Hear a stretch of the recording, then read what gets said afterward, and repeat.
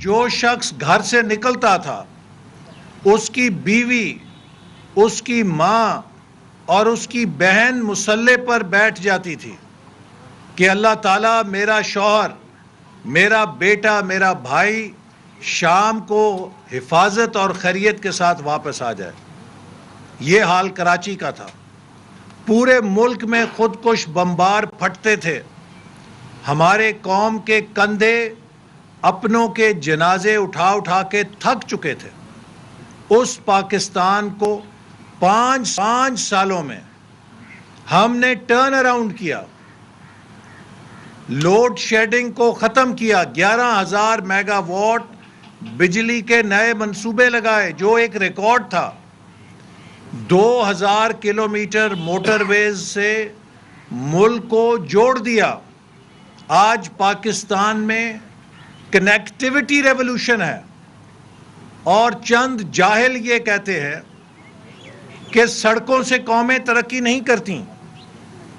ان جاہلوں کو یہ نہیں پتا کہ اگر رابطے نہیں ہوں گے، سڑکیں اور شاہراہیں نہیں ہوں گی تو کبھی معیشت ترقی نہیں کر سکتی، اور معیشت ترقی نہیں کرے گی تو تعلیم اور صحت کی ترقی بھی نہیں ہو سکتی۔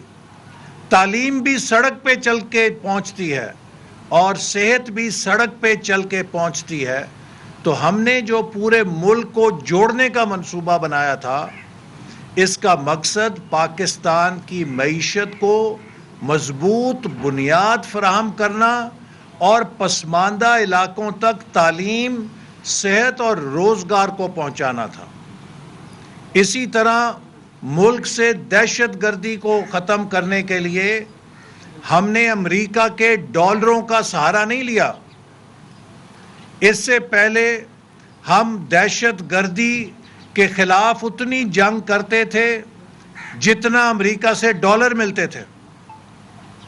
ہماری حکومت نے، نواز شریف صاحب نے مسلح افواج کو بلینک چیک دیا کہ آپ کی جتنی ضرورت ہوگی ہم اپنی ضرورت سے کاٹ کے آپ کو پیسہ دیں گے، مگر ہم نے دہشت گردی کو شکست دینی ہے۔ پوری قوم کو کھڑا کیا دہشت گردی کے خلاف۔ نتیجہ یہ ہے کہ پاکستان پرامن ملک بنا، پاکستان کے کھیل کے میدان بحال ہوئے۔ وہ پاکستان جس کو the most dangerous country in the world کہا جاتا تھا، وہ دنیا کی ٹاپ 5 ٹورسٹ ڈیسٹینیشنز میں شمار ہونے لگا۔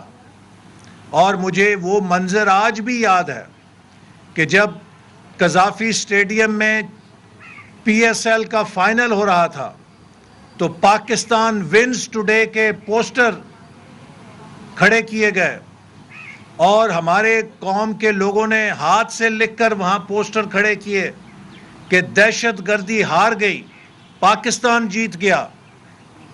وہاں پہ ہم پاکستان کو لے آئے تھے۔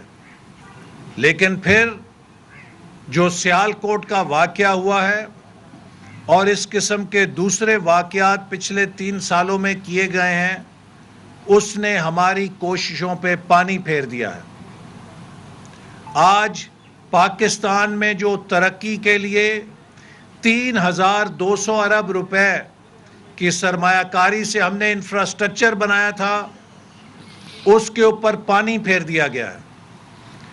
29 ارب ڈالر کی سرمایہ کاری سے جو سی پیک کا انفراسٹرکچر کھڑا کیا تھا، جس پہ 40 ارب ڈالر کی اسپیشل اکنامک زونز میں انویسٹمنٹ تیار تھی آنے کے لیے، اس پہ پانی پھیر دیا گیا ہے۔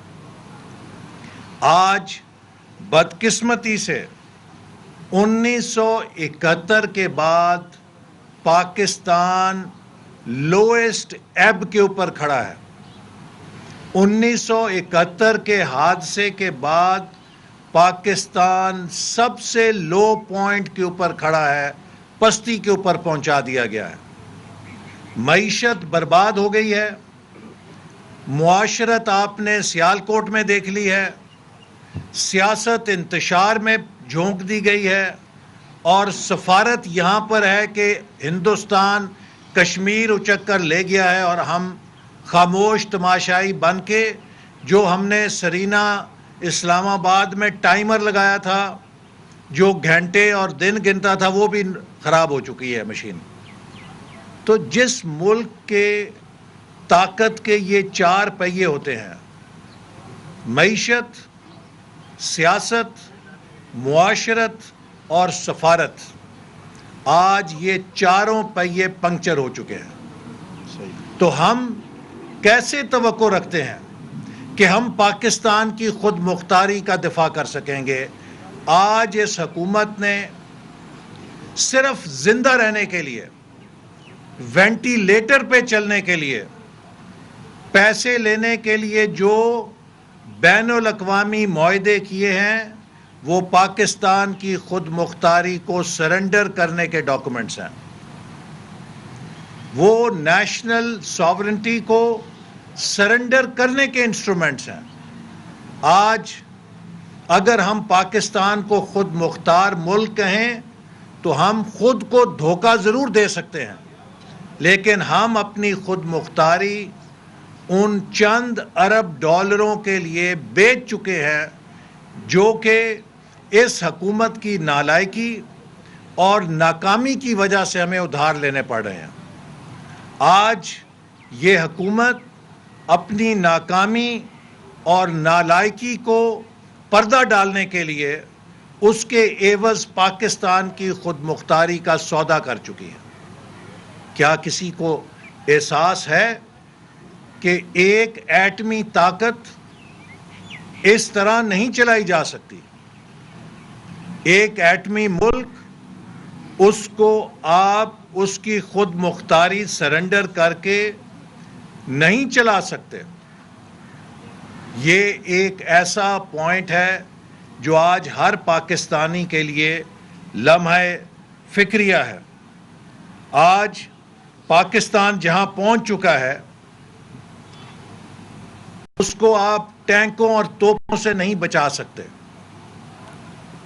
آج پاکستان کے عوام کو جس انتشار میں دھکیل دیا گیا ہے، ہم تقریروں سے اور گالیوں سے اس ملک کو نہیں بچا سکتے. آج پاکستان کو جس ہتھیار کی ضرورت ہے اس ہتھیار کا نام ہے قوت اخوت عام. یہ وہ ہتھیار ہے جو پاکستان کو دوبارہ کھڑا کر سکتا ہے، اور مسلم لیگ نون اسی ہتھیار کے ذریعے پاکستان کی تعمیر نو کرنا چاہتی ہے. ہم نے 2013 اور 18 میں پیپلز پارٹی کی سندھ کی